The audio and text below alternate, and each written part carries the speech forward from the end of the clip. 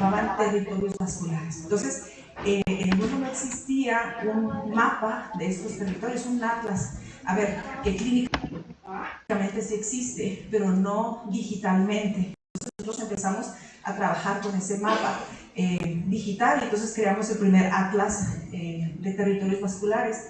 Y entonces con este atlas, pues lo que hicimos es que con algunos de los algoritmos que nos habían funcionado súper bien, pues los metimos y entonces ahora tenemos la capacidad de detectar un infarto cerebral en las primeras 3 horas, inclusive en la primera hora, aunque no se observe por el médico radiólogo quien es experto, podemos detectar el infarto cerebral. Ahorita estamos validando clínicamente estos algoritmos junto con el Instituto Nacional de Ciencias Neurológicas de México y entonces, pues esperamos que en poco tiempo estos algoritmos estén integrados en las máquinas para que cualquier persona que venga con un infarto cerebral pueda ser detectado a tiempo y no sufra una discapacidad o no sufra la muerte, ¿verdad?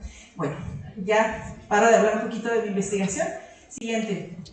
Quiero enfocarme en algunas estrategias que nosotros podríamos poner atención para que nosotros podamos ser más fortalecidos en estas áreas.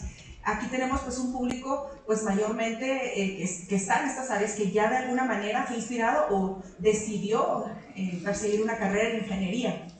Algunas estadísticas que quiero repasar es que de acuerdo con la OCDE, solamente el 25% de los egresados usa una carrera en STEM y de esos egresados, ese 25%, solamente el 35% son mujeres. A mí me llamó mucho la atención esta estadística que da el Foro Económico Mundial, que dice que de esos egresados, el 50% está concentrado en China y en la India. ¿Cómo estamos en Latinoamérica? ¿Cómo estamos en Colombia y en México? Siguiente, por favor. Vamos bien, estamos por encima de la OCDE, porque de acuerdo con el Sistema Nacional de Información de la Educación Superior, aquí en Colombia, en 2024, el 30% de los egresados fue en una carrera STEM. O sea que lo estamos haciendo bien. México está muy parecido, 34%. Entonces, no vamos mal, pero sí, ¿qué podemos hacer para que otros continúen, o ustedes mismos continúen impactando en estas áreas? Siguiente. La que sigue. Quisiera hablarles así súper brevemente de cuáles son algunos perfiles que tenemos tanto en Colombia como en México de las personas quienes les enseñan a ustedes. Ustedes podría ser que identifiquen algunos de estos perfiles, porque no todos quienes les enseñan tienen el mismo perfil y está bien, porque cumplimos funciones diferentes. ¿Sí? Entre otros perfiles, el ser profesor asistente es como un nivel inicial. Luego en este nivel inicial mayormente se dedica a impartir clases, no dirige tesis, no hace investigación, pero luego ya viene el profesor asociado, el profesor titular o en México, como le llamamos, el profesor de tiempo completo, que además de enseñar, pues dirige tesis y luego hace investigación y luego baja recursos y bueno, hace muchas otras cosas. Cada uno de ellos pues tiene responsabilidades diferentes. Sin embargo, la mayoría de las personas quienes nos enseñan en nivel superior son profesores de hora cátedra, es decir, que solamente se dedican exclusivamente a enseñarles a ustedes esas clases y que no tienen otras responsabilidades. Entonces, lo que quiero mencionarles aquí es que existe un panorama muy difícil para que nosotros, como quienes les enseñamos, podamos dedicar como un esfuerzo extra, ¿verdad? Para inspirarlos o para guiarles. Sin embargo, yo quisiera, hablar de cosas que sí podemos hacer y que no estamos imposibilitados en nuestro papel, tanto como quienes enseñamos o ustedes como quienes están aprendiendo, ¿verdad? Ya vimos que los docentes tienen diferentes perfiles, desde una alta especialización hasta una cátedra ocasional o temporal, que hay falta de tiempo y que se tiene a veces exceso de responsabilidades. O ustedes como estudiantes también tienen diferentes intereses. No todos tienen las mismas ocupaciones, algunos están muy cargados por diferentes ocupaciones. Puede ser que algunos que además estén trabajando, ¿verdad? O que haya falta de interés o falta de apoyo. Pero sí, que sí podemos hacer. Siguiente. Quiero hablarles de algunas experiencias que hemos tenido desde la universidad, que pudieran ustedes como sembrar esa semillita de cosas que sí pueden buscar, que pueden perseguir ustedes y que nosotros como docentes podemos impulsar. si nosotros identificamos los talentos desde tiempos tempranos, es decir, desde que ustedes están iniciando, es mucho más fácil desarrollar muchas experiencias. Nosotros a veces cuando más nos especializamos, cuando más vamos siendo investigadores o haciendo otras cosas, a veces nos empezamos a alejar de la base que es de enseñar a los jóvenes, ¿no? Y muchos de mis compañeros, por ejemplo, que son investigadores ya consolidados, empiezan a decir, no, pues yo ya no doy el nivel inicial porque son bien maduros, no hacen caso, etcétera, ¿no? Pero realmente eso es lo que tenemos que buscar. Tenemos que buscar y encontrar aquellas mentes que están listas para aprender. Y ustedes, desde un nivel principiante, estar dispuestos a hacer un poquito más que solamente estar escuchando en una cátedra, ¿no? Realmente cuando tenemos esta experiencia, nosotros, decía uno de mis mentores en España, que dejamos de ser cuentacuentos, porque cuando estamos investigando ya no les contamos lo que sucede en la ciencia, sino que estamos generando esas ciencias, ¿no? Y el tener esta oportunidad, ustedes como estudiantes, les va a ayudar a fortalecerse, ¿verdad? El incluir nosotros proyectos especiales en clase, también, obviamente atendiendo los contenidos, ¿verdad? Pero teniendo como cuidado especial en que las mentes puedan ser cultivadas, esto puede mejorar. Les pongo aquí esta portada porque nosotros, al igual que ustedes, estamos acreditados bajo un organismo que nos dice qué cosas hay que ponerle a los programas, qué hay que medir, etcétera, ¿no? Entonces uno de esos organismos nos pidió que a todas las escuelas de ingeniería, todos los programas de ingeniería llevaran una materia de introducción a esa ingeniería. En mi caso sería introducción a ingeniería biomédica. Entonces lo que empezamos a hacer es que empezamos a invitar expertos o personas que trabajaran fuera de la academia en esas diferentes áreas, por ejemplo en ingeniería clínica, en ingeniería de rehabilitación, en procesamiento de imagen médica, entre otras disciplinas, ¿verdad? Nos empezamos a invitar y entonces ellos les hablaban de las cosas en el mundo real, ¿sí? Y entonces muchos de los jóvenes pues empezaban a interesar y se unían a los grupos de investigación de estas personas o acudían a sus lugares de trabajo porque muchos de ellos ya eran expertos en su trabajo. En Ciudad Juárez es una ciudad industrial y todo el mundo tiene un producto que fue fabricado en Juárez. Sobre todo en Juárez se fabrican muchos dispositivos médicos. Entonces, muy seguramente si alguna vez usó un dispositivo médico fue fabricado en Juárez. Total, de que esto llamó tanto la atención que todos estos expertos que empezamos a invitar se nos ocurrió pues la idea de hacer un texto introductorio. Entonces hasta ese tiempo, esto ya fue hace algunos años, no existía este texto introductorio de ingeniería biomédica en español. Entonces este fue el primer texto introductorio de ingeniería en español y como éramos miembros de la Sociedad Mexicana de Ingeniería Biomédica, este fue el texto nacional de introducción. Entonces como un pequeño proyecto de clase de invitar, pues fue de gran relevancia, ¿verdad? Y todas las mentes que se cultivaron a partir de esto, pues fue muy satisfactorio. Siguiente, por favor. Otra de las actividades que podemos hacer es que estos proyectos que hablaba en la diapositiva anterior, ustedes como jóvenes puedan participar en proyectos reales o en proyectos que probablemente la persona que les está dirigiendo no los esté resolviendo de primera mano. Yo aquí les estoy poniendo uno de los ejemplos que hacemos en nuestras clases. En el mundo existen muchos retos, así se llaman. Por ejemplo, el que pongo aquí se llama Grand Challenge. Y aquí muchas comunidades recolectan bases de datos de imágenes médicas. Yo estoy hablando de esta especialidad porque es la mía, ¿verdad? Pero así como hay de imágenes médicas, hay de otras disciplinas.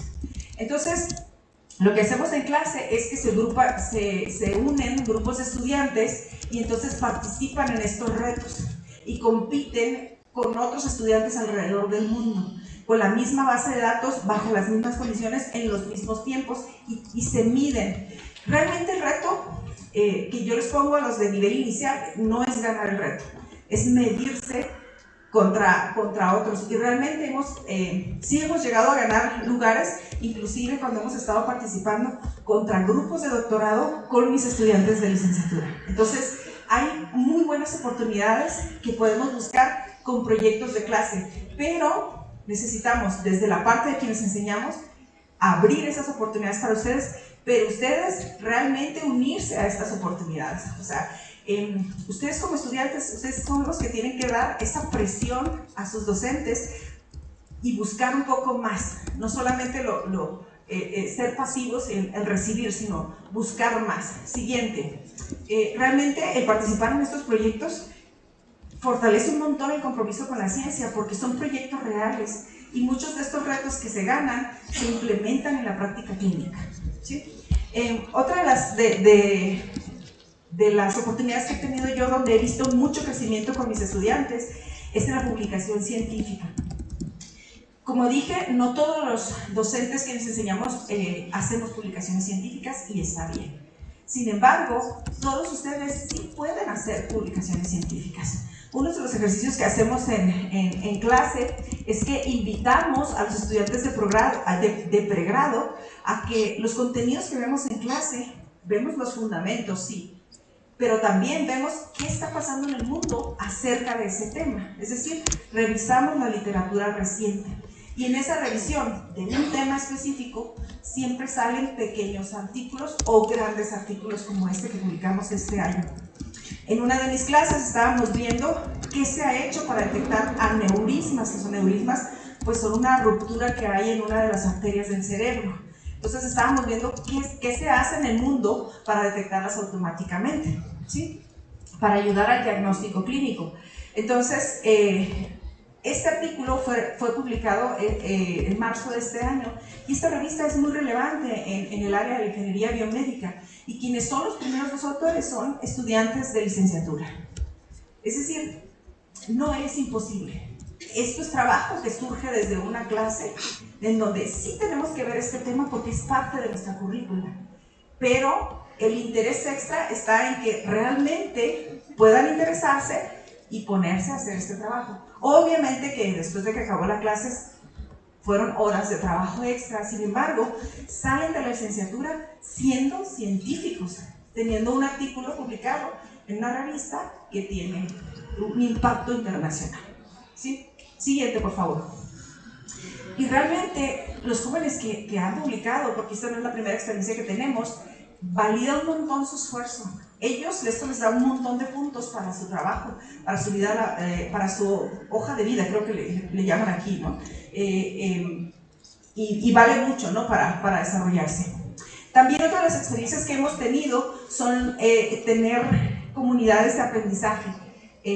Nosotros les llamamos seminarios o coloquios o conversatorios. Creo que aquí les llaman semilleros, ¿sí? En estas reuniones son reuniones semanales y suelen ser muy informales, es decir, son de corte académico, pero en un ambiente muy relajado. No sé si puedan observar la foto. Están jóvenes y tenemos unas cajas de pizzas ahí. O sea, están comiendo, están conversando y están aprendiendo. ¿Quiénes vienen a estas sesiones? Vienen estudiantes que están ahora mismo desarrollando sus proyectos, vienen estudiantes de posgrado, pero también vienen egresados que ya están laborando. Como les dije, es una ciudad industrial, entonces muchos de ellos ya están trabajando en industria médica y algunos están trabajando en hospitales y vienen y les cuentan sus experiencias. Entonces, les hablan de cómo esos fundamentos que aprendieron en la licenciatura se están implementando. Les dicen tips de ponle atención en esto porque esto lo vas a necesitar para esto, en el trabajo. Entonces, esto los inspira mucho a nuestros estudiantes porque ellos ven su propio progreso desde sus pares, es decir, no se están comparando con un docente que a lo mejor tiene 20, 30 años de experiencia, se están comparando con sus compañeros que el año pasado llevábamos una misma clase. Entonces, esto les ayuda mucho a medir su progreso y les da continuidad en su formación científica. Siguiente.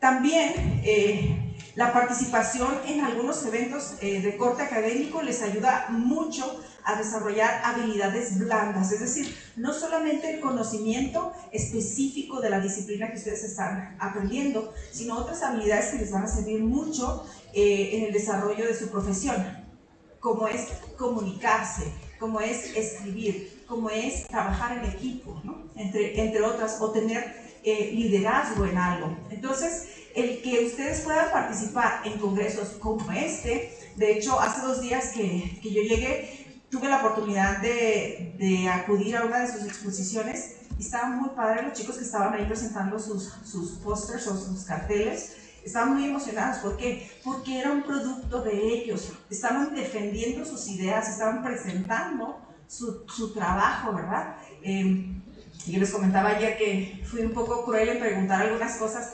Ellos obviamente no sabían que yo sí sabía de procesamiento de imagen y se ponía nervioso, pero me lo contestaba, ¿no? O sea, defendía lo que era suyo. Entonces, este tipo de actividades como esta que están teniendo son geniales porque les van a ayudar a ustedes a ampliar su visión, a tener más confianza. El estar ustedes expuestos a redes académicas, lo que pasa es que a veces en estos congresos uno empieza a conocer a otras personas o a otros compañeros que están haciendo otras cosas y esas son redes académicas que después les van a ayudar en su vida profesional. Y estas pueden ser de corte local, aquí en Corto, en la ciudad, nacional o internacional. Les quiero contar el caso de Oscar, quien está en esta imagen. Oscar, él a sí mismo se definía como una persona introvertida, una persona muy seria. Y sí que lo era, porque no hablaba nada. Era genial, porque sus resultados, que él estuvo haciendo unos algoritmos para comunicación en hospitales inteligentes. Y tuvo excelentes resultados. Y digo, ¿por qué no vamos a presentarlos, Oscar? Y a él le daba un pavor presentarlo. Entonces iniciamos con una conferencia de estas que hacemos en la universidad que se llama Jóvenes Investigadores. En este congreso vienen varias universidades de la ciudad, pero también vienen universidades de alrededor de la región. Nosotros les llamamos estados.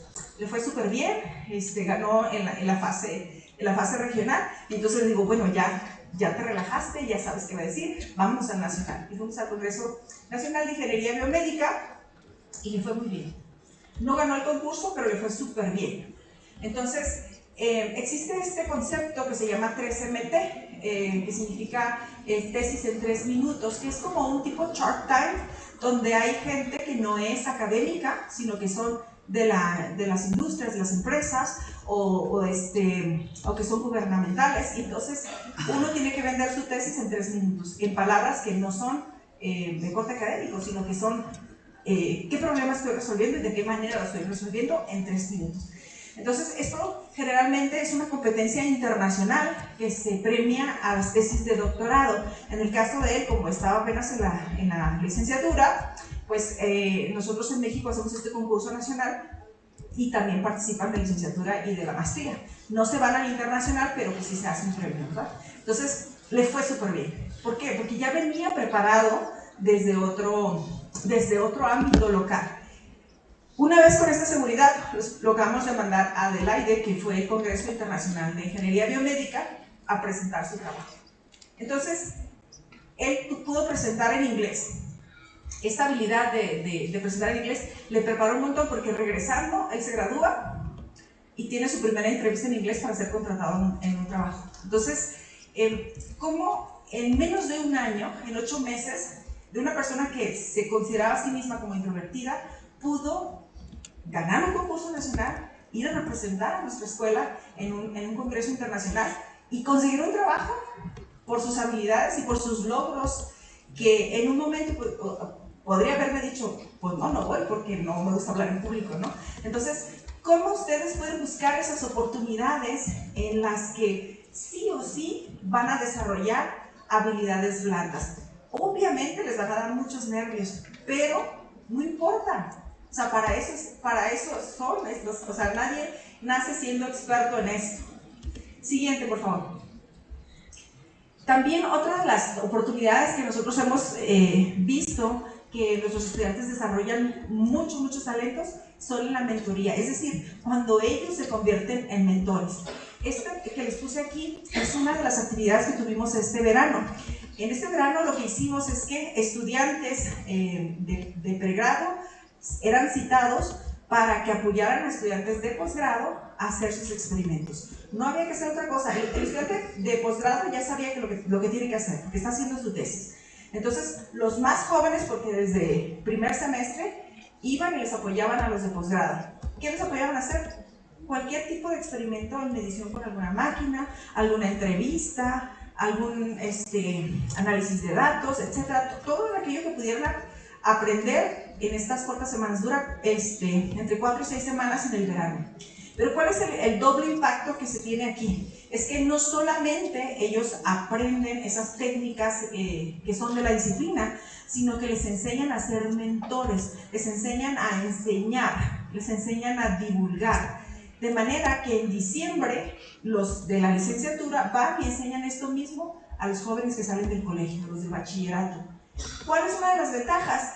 Que en estos colegios donde no tenemos interés en jóvenes que vengan a carreras STEM, les están despertando esas ganas de trabajar en esas carreras STEM. ¿Por qué? Porque jóvenes como ellos que tienen 18, 19, 20 años les están enseñando que esto es una pasión, que esto va a resolver algunos problemas del mundo, ¿sí?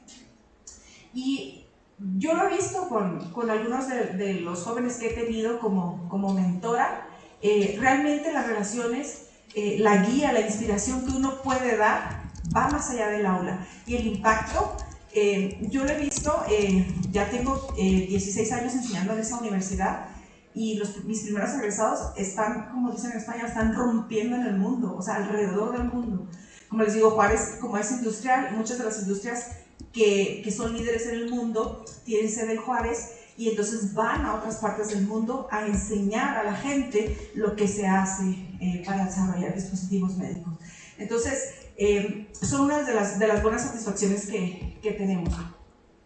Finalmente, pues quiero hablarles también de otras responsabilidades que les hemos dado a los estudiantes: organizar eventos. Este es un evento muy padre que tuvimos hace poco más de un año, donde invitamos a este divulgador científico. Es muy famoso por ahí en las redes sociales, y toda la gestión del evento lo hicieron los jóvenes. Un grupo de 15 jóvenes estuvieron desde los contratos, o sea, obviamente que intervenimos para pagar cosas, ¿verdad? Los adultos, los viejos. Pero ellos hicieron esto de una maravilla, y fue un evento súper padrísimo. Tuvimos 5,000 personas y 3,000 se quedaron fuera. Y luego dijeron, pues esta gente que se quedó fuera, ¿qué hacemos con ellos? Dijeron, y fueron e imprimieron las invitaciones que habíamos dado por este evento, de manera que hicieron que el Santolaya les firmara a esos 3,000 que se quedaron fuera, les dio un autógrafo a todos. O sea, fue un evento en el que ellos desarrollaron un montón de habilidades de organización, y les dio a ellos un sentido de pertenencia el poder divulgar la ciencia. Derivado de esto, siguiente por favor, nosotros trabajamos en nuestra propia revista de divulgación científica. No es lo mismo hablar de un tema científico complejo, con números, con datos específicos, que contárselo como bolita, ¿no? Entonces nosotros desarrollamos esta primera revista de divulgación científica en la UACJ, siguiente, y entonces ellos forman parte del equipo editorial, están detrás desde que se reciben los artículos, se revisan que no haya plagio, se asignan a un editor de sección. Obviamente está apoyado por diversos científicos, pero ellos hacen toda la gestión. Ellos hacen la promoción. Vamos a algún evento que hay de la universidad, lo que sea, ellos están con la mesita regalando stickers y pidiendo a la gente que nos siga en redes sociales, que por cierto estamos en todas las redes sociales como Ciencia Vital. Tenemos nuestra página web, y en esta página web son artículos que te puedes leer en 3 minutos. Siguiente, tenemos también la formalización, porque si uno es científico tiene que reportarlo de alguna manera. También tenemos esta plataforma, y esta plataforma está siendo pues también gestionada por estudiantes. Y luego pues tenemos esta, siguiente por favor, tenemos también pues nuestras redes sociales. Cada día vamos mejorando, ¿verdad? Quisiera finalizar esta charla con algunas reflexiones. Siguiente por favor. Con algunas reflexiones que estuve pensando en qué decir, ¿no? Realmente el futuro en estas ciencias no se puede detener. Siempre va a empezar con una mente curiosa, pero se tiene que potenciar con un mentor que sabe escuchar esa mente curiosa. Siguiente.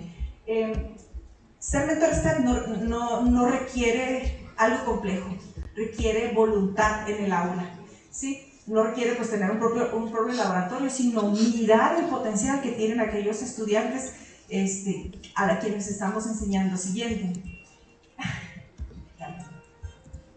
Lo siento, ya voy a terminar.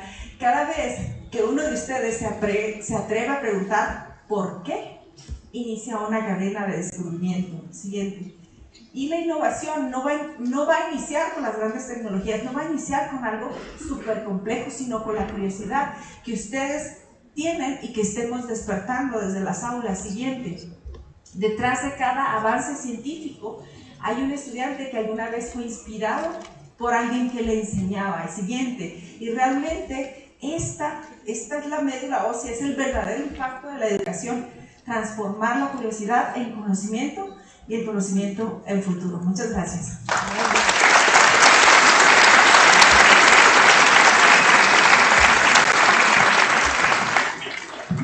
Muchísimas gracias a la doctora Nelly Gordillo por su participación en este congreso. Tenemos un margen, un espacio para preguntas. Muy seguramente han surgido algunas dudas, entonces les vamos a facilitar, doctora, 2, 3 preguntas de los asistentes sobre el tema que se ha presentado, educar investigando. Por favor, entonces levantan la mano. Muchas gracias. Y le vamos a pasar el micrófono. No sé, ingeniero Iván, si nos puede prestar otro micrófono o este. Doctora.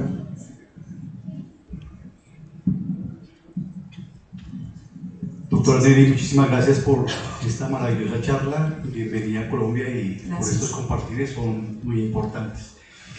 Mi pregunta es la siguiente, ¿cierto? Frente a estos vértigos de la tecnología, ¿cierto? Ahorita, a nivel de este tema de la pedagogía, cómo enseñamos, cómo nos motivamos, debemos de repensar los roles como estudiantes y los roles como docentes, ¿cierto? ¿A través de qué desarrollos? De esas tecnologías emergentes como la IA, el metaverso y todo eso. Entonces, esos retos, ¿cierto?